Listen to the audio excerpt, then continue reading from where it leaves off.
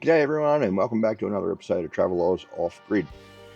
Bit of a different one this one. As you can see, we're at home. Unfortunately, we've been home from our Cairns trip for some time now, but the good news is we're prepping for our next trip, which is going to be an absolute cracker.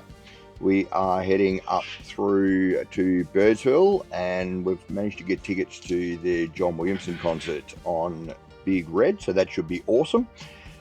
Then we're actually heading up and across. We're going to do the Plenty Highway across the East McDonald Ranges, and then to Alice Springs, and then go and do the West McDonald Ranges and do the Field of Lights, all that sort of stuff. So it's going to be 10 weeks of travel for us, which is the longest we've actually spent on the road, because we are part-time travellers, so we do work. It's been a busy fire season for us. I work for a fire service, so yeah, it's been a busy one. But good news is, it's cooling down, and we're watching the weather at the moment, because where we are going, we're not due to go for another month and a half or 2 months, just on 2 months now. But where we are going is they're suffering their worst floods they've ever had at the moment. So the whole place is covered in water. So we're hoping that all that clears in time and the roads are open and we're actually able to go through. So it should be a cracker of a trip. So what I'm actually doing is it's maintenance time. After our trip back, we decided it was time to do some maintenance on the van and make sure that everything is okay before we go. I have actually had a quick squiz at the brakes and the hubs and everything, and yeah, we got some dramas, which was unexpected. So it appears that we've had some excessive wear on our brakes, and obviously when we bought the van, the brakes weren't adjusted properly. I've always struggled a little bit with braking of the van. It hasn't really quite been what I wanted it to, even after having it back and getting it serviced. So yeah, it is what it is, but unbeknownst to me, it was slowly causing damage purely because the brakes weren't actually doing their job, and the magnet was just gripping harder and harder into the hubs. But so basically, what it's resulted in is we've had to buy new hubs for the van. 2 new hubs, which is quite an expensive process. And also new magnets, brake magnets. So what I'm going to do is we'll change the hubs over and also change the magnets, which will just should give us better braking, I'm hoping, and adjust the brakes properly. So let's get stuck into it, I guess. All right, so I've already got the wheel off, and so now it's just a case of what we'll do is we'll just get rid of that European wasp that was sitting there. I don't want to lean on him. So basically now I'm just going to take the cap off and then remove the castle nut from inside, and then pull the hub off, and we'll be able to see what the damage is, and I can show you what the damage is. Now I've got the van secure, so it's up on the jacks there. It's also up on jacks as well, and chocked on the other side, so it's not going anywhere, which is a key thing to make sure of.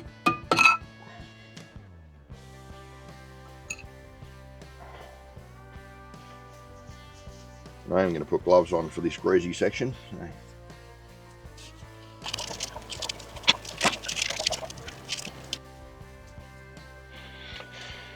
Okay.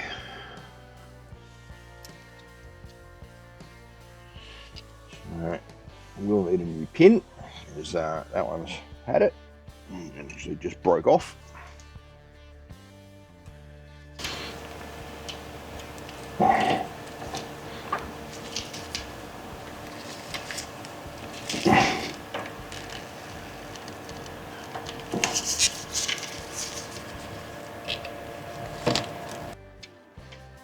It's never easy getting these things out. Gonna need to be tapped out, I think.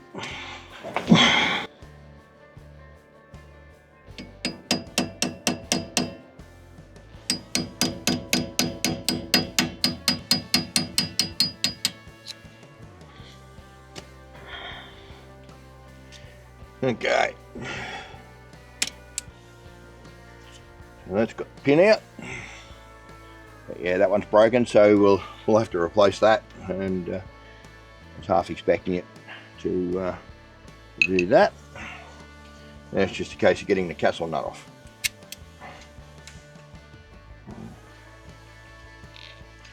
It shouldn't be too tight.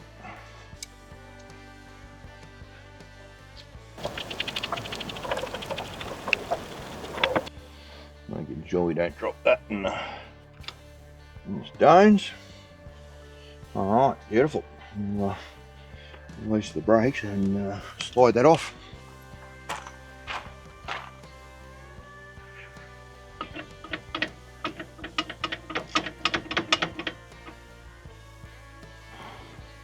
Probably going to get grease everywhere.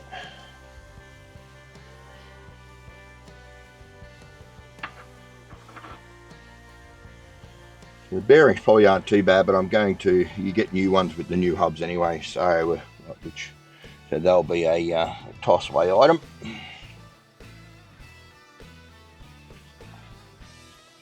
Alright.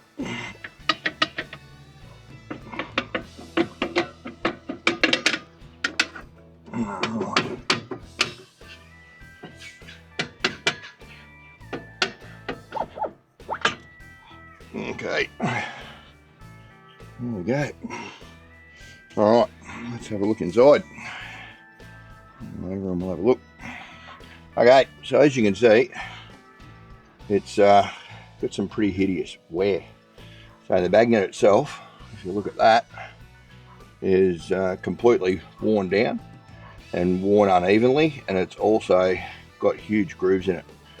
So, which was a bit of a shock, considering that the actual brake shoes themselves haven't had a lot of wear, and majority of the work is predominantly been done by the magnet, I would say, which was a bit of a shock. And when we have a look at the hubs, look at the wear in there, that's absolutely atrocious, and just completely incorrectly set.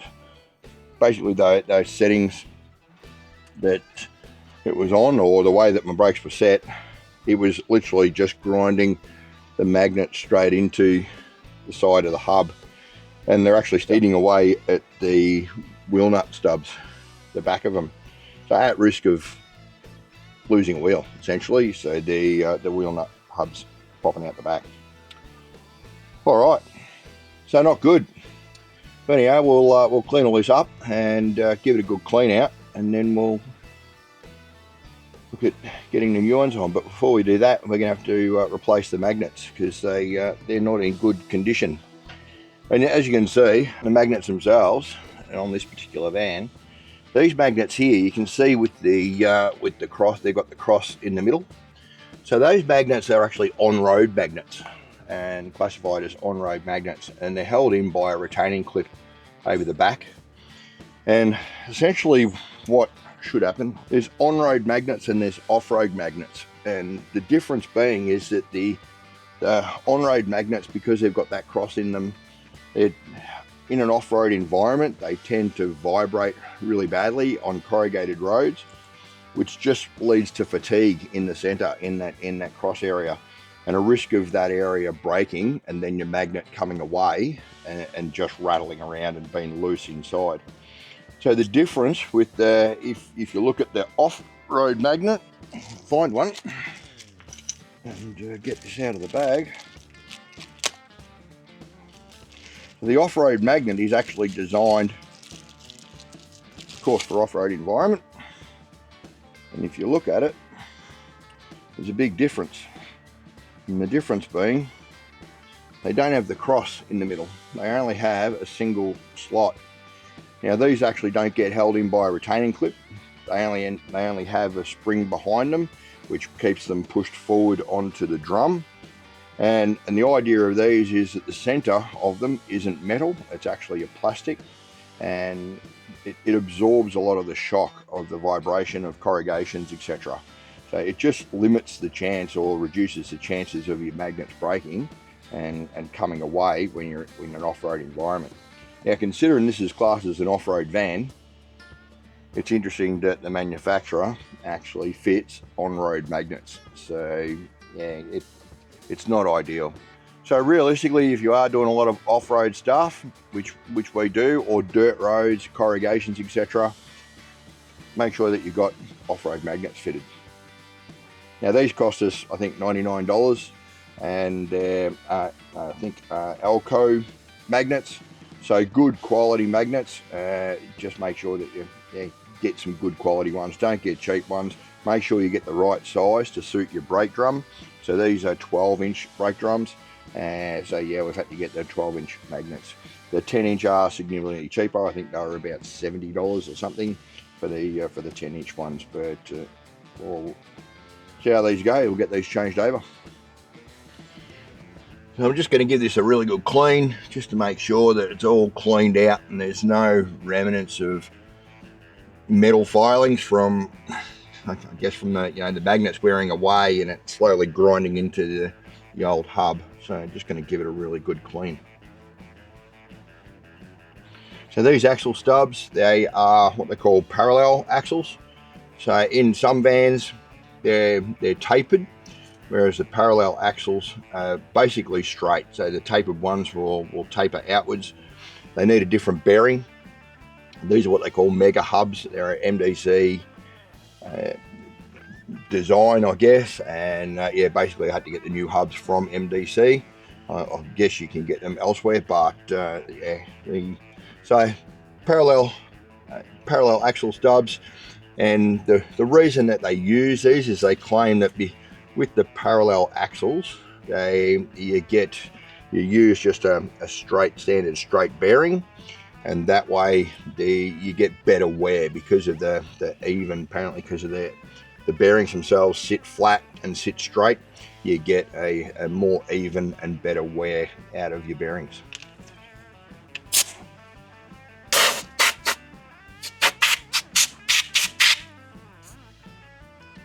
Now just on the magnet there, you can see, I don't know whether you can see, I'll bring you in a little bit closer. There is actually a small retaining clip just on there, which holds the magnet on. And when you put the off-road magnet on, because they don't have a retaining clip, the suggestion is that you, in the first instance, you put them on and hold them on with a rubber band just before you put the hub on. And then when you first apply the brakes is where the rubber band will actually break and your magnet can't come out.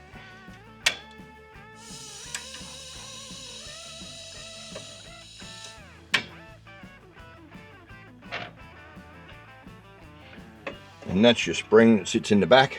So the spring keeps it pushed against the brake drum. And I'll be replacing that as well.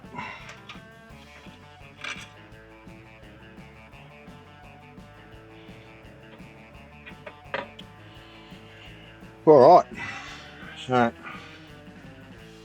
that's that. A little bit more cleaning, I reckon, and we'll be ready to change the magnets over. All right, so there's some clips on there that actually hold the wiring for the magnet, and it has this sheath over the top. And we just got to unclip those from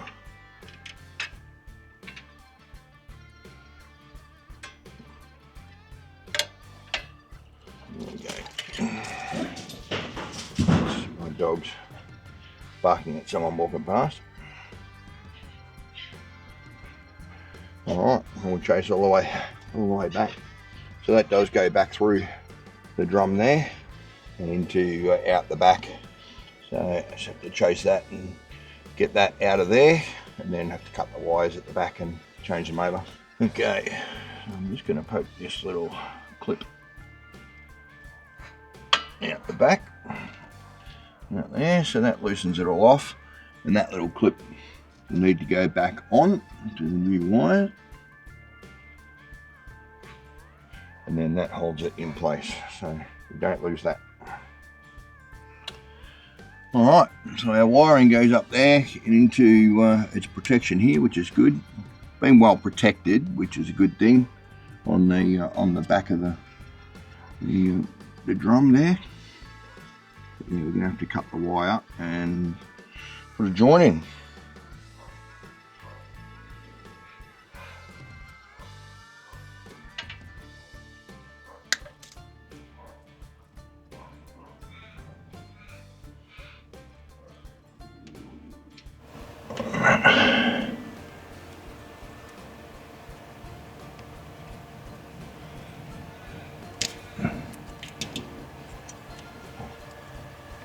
Alright, so now I've got the magnet off.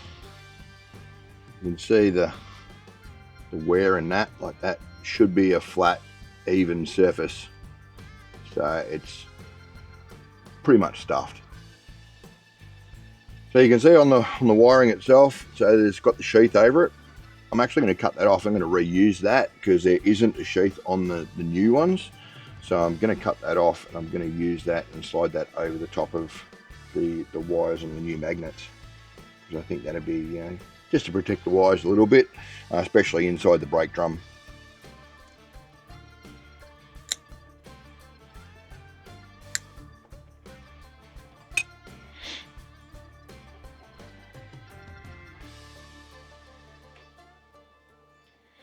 So the one thing with the new magnets is you need to remember, and the difference with the on-road ones and the off-road ones, and I already explained about the center of them, but because they only have the small, the single notch in the middle, means that there is a left-hand one and a right-hand one, whereas with the on-road ones, they're pretty much ambidextrous. You can use them on either side.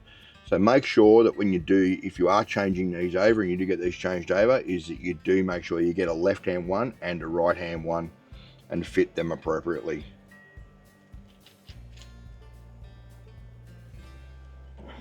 Now I'm hoping I can thread this through.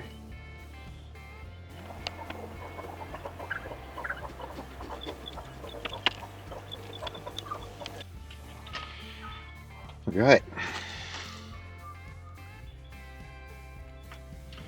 Alright, so a little retaining spring, or spring I should say, because it's not actually a retaining spring. So that goes on. I'm just going to fix that, just hook that around the back there, just sort of holds it in place a little bit, so that actually just sit there temporarily. So the magnet sits over, and again should sit over, and with the off-road magnets they actually do sit loose, so they should be able to slide backwards and forwards on there, and there is no retaining clip on these, so they're designed to be able to slide easily backwards and forwards, and you can hold them on with a rubber band or whatever else for starters.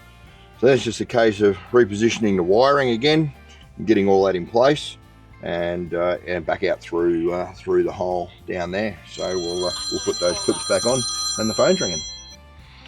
All right, so now that we've got those clips back on, I've just clip them in place back in there. I'll just use my tradies hammer here just to tap them back in.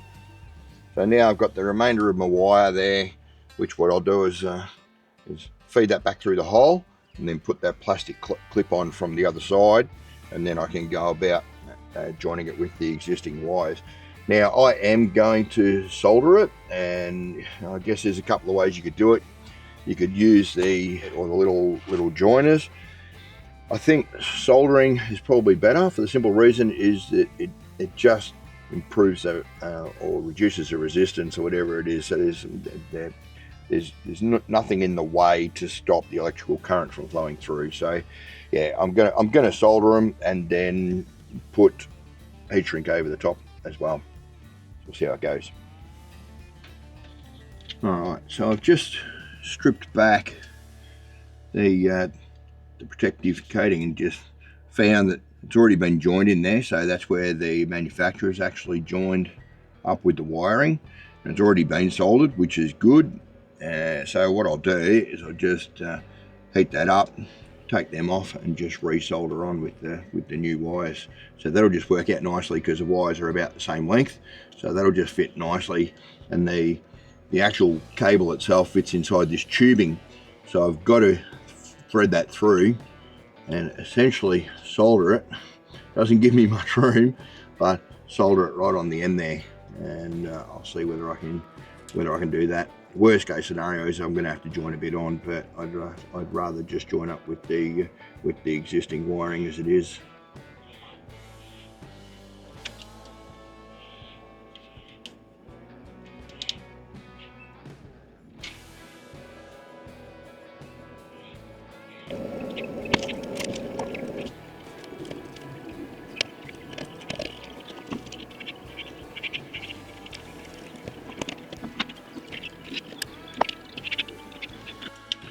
Okay.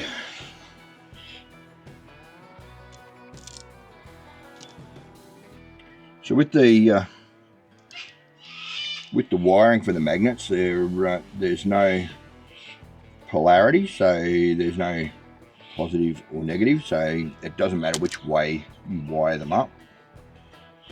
The electromagnet just does its job regardless of which way, so which makes it a little easier. You don't have to worry about what's positive and what's negative. This gives us a little bit more to play with.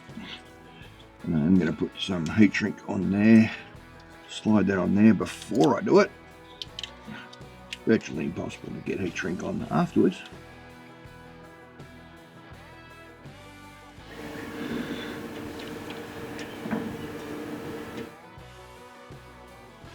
Beautiful.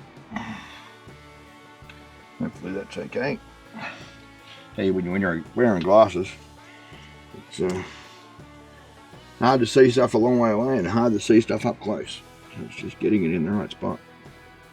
We'll wait for that to cool down a little bit, but that looks pretty good. So once I get that heat shrink over, I have used red and black. It's not because of the different polarity in each wire. It's just that I didn't have enough of the smaller black heat shrink, but that'll do. Okay. Beautiful. Let that cool down, and I reckon we're good as gold. And I'll probably wrap a little bit of insulation tape around them as well, just with the vibration, corrugations and whatever else. You don't want these shorting out in a tube or whatever else, so just a little bit of extra protection around them, doesn't go astray. I thought I had some black somewhere, just a little bit, but it'll do.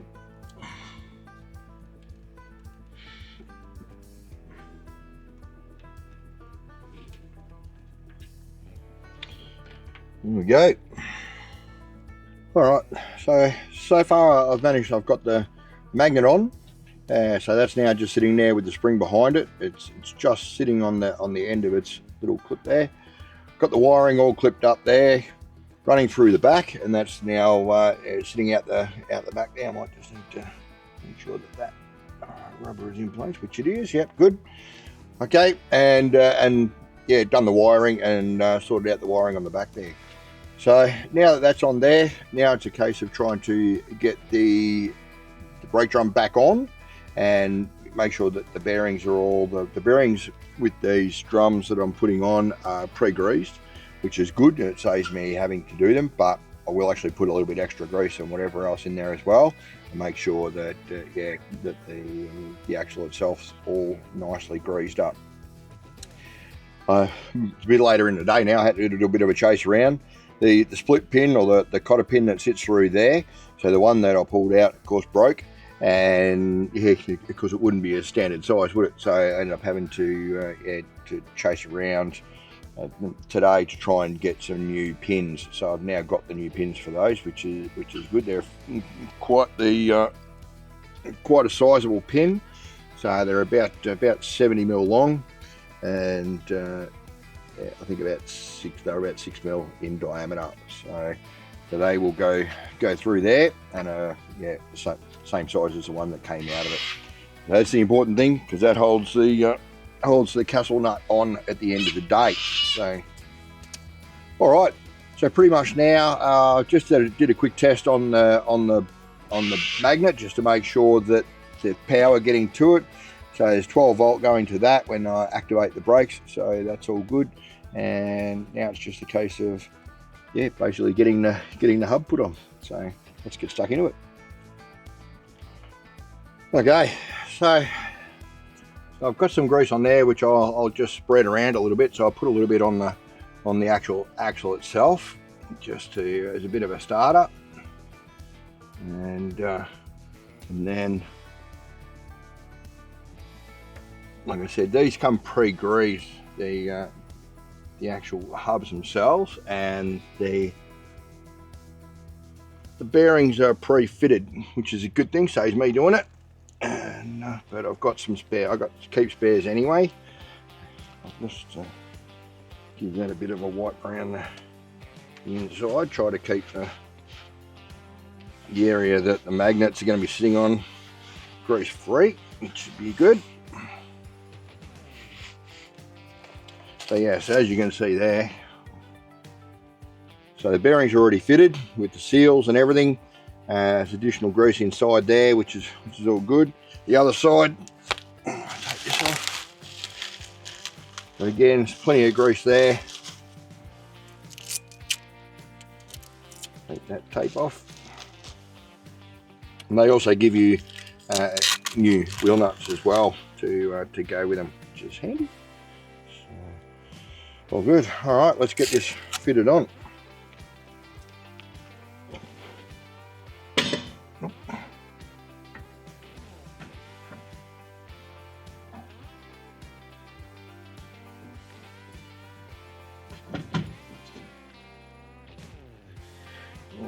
Move that around a little bit so you can.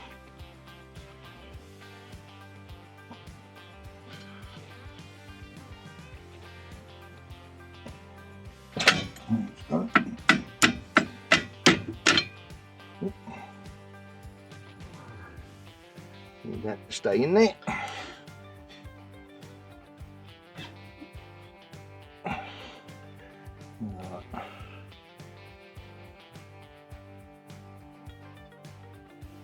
Make sure there's plenty of grease around on there.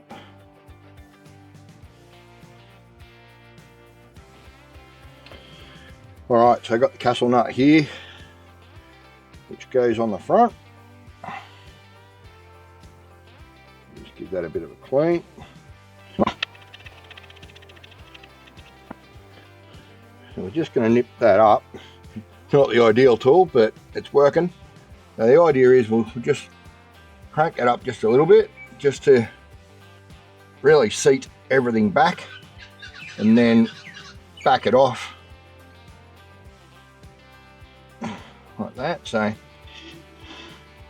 and then find the hole that your cotter pin goes through, or your split pin goes through, and then you basically move your castle nut back until you can get the pin in.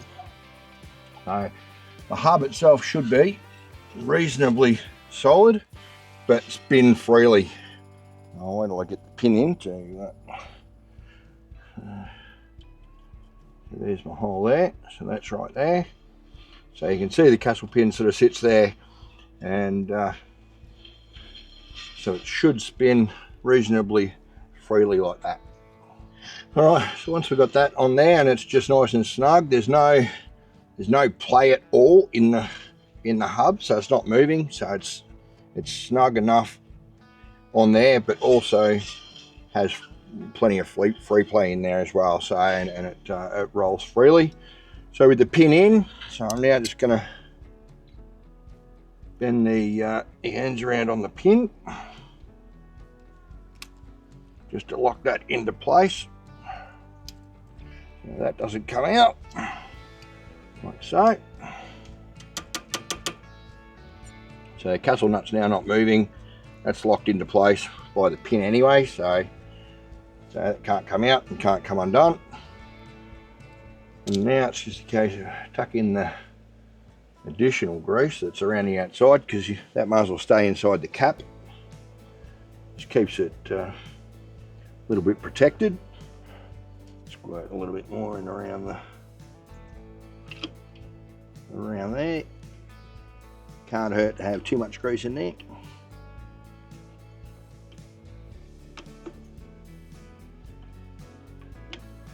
And you think of where kind of take them with water and dust and everything else, a little bit extra grease just doesn't hurt to keep it nice and clean.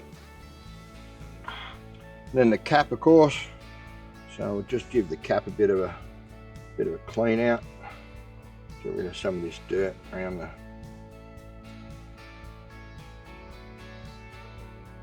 and then some of the old grease which is around on the inside.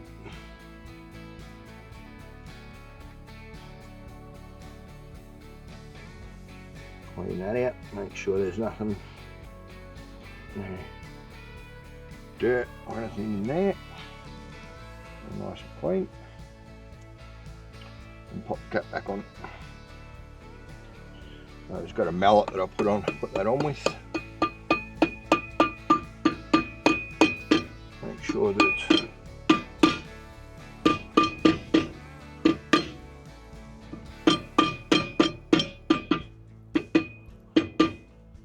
sitting nice and neat and straight. There we go, so that's the bearings done and the magnet done. So now it's a case of adjusting the brakes. So, alright, so adjusting the brakes, just getting them to the right spot. So you take this little thing off the back, there's a little rubber plug there, and then in there there's access to the little adjustment for the brake. You just got to find it, and then basically using a screwdriver you can flick it around, loosen it off or tighten it up depending on what you need. So the idea is keep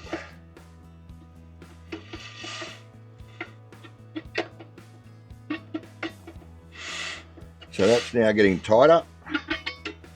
So you can see that as I flick that up, I've now tightened that completely. So the brakes are now pretty much locked, not locked on, but they're reasonably tight. So what we want to do is just now back that off.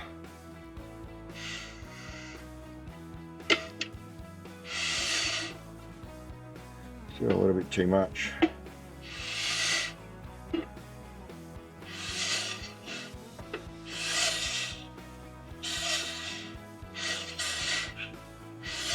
So there should be a little bit of, you should hear them rub. They should just be rubbing lightly.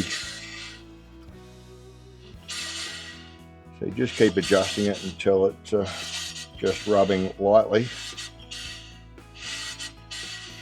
Hard to tell what the difference is between the magnet rubbing on the outside and or not. So that's not too bad there, I don't think. So we'll see how that goes. The idea is once you get it all set, get the wheel on, take it for a drive, see how the brake controller works and how well it brakes, and then you might just need to knit them up or back them off depending on how it feels.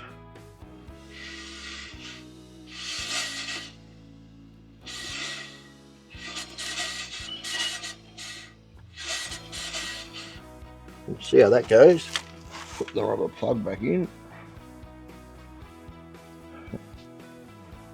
Alright, there it is. Hopefully it'll work a lot better than the last one and last a lot longer too. So unfortunately, yeah, we only got, I reckon, between 15 to 20,000 Ks out of that other one, purely because it was set wrong, which is disappointing. But yeah, well, we'll get the wheel back on here and start on the next one on the other side. Well, it's the next day and we've got a little bit late by the time I'd finished the second one.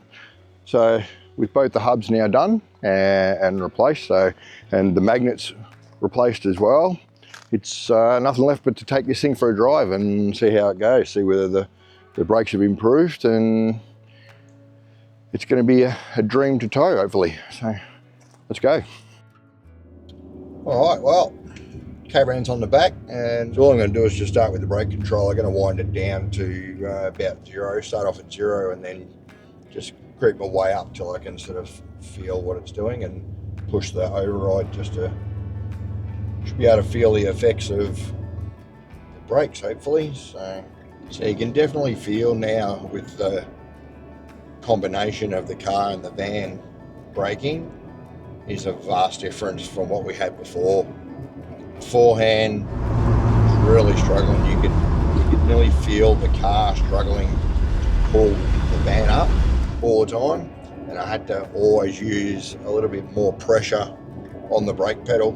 Whereas now, let's check behind, there's no one behind. Whereas now, when I put my foot on the brake, you can really feel that the van is doing its fair share of the braking as well. and pulling itself up, and the car is only doing the work that it needs to do. So I've got to say, all up, with the change of hubs, change of magnets, and just setting them right, it's made a massive difference. So we'll go for a bit more of a drive and make sure that the hubs don't heat up too much, and no different to normal. Other than that, looks pretty good. Well, that's it then. So we've done the hubs, done the brakes, and done the bearings. Checked them all out. All seems to be working pretty good. So I reckon we're all set for our next trip. Anyway, that's it about from me. If you, sorry about the cockies sitting above me in the tree. Be sure to like and subscribe. Drop us a comment below if you want to, about anything that you've seen there. Hopefully it's been helpful. At least it gives you that ability to be able to have the confidence to be able to change them out in the field if you need to. So, and that's pretty important if you have a bearing failure or something like that, or something go wrong with your brakes.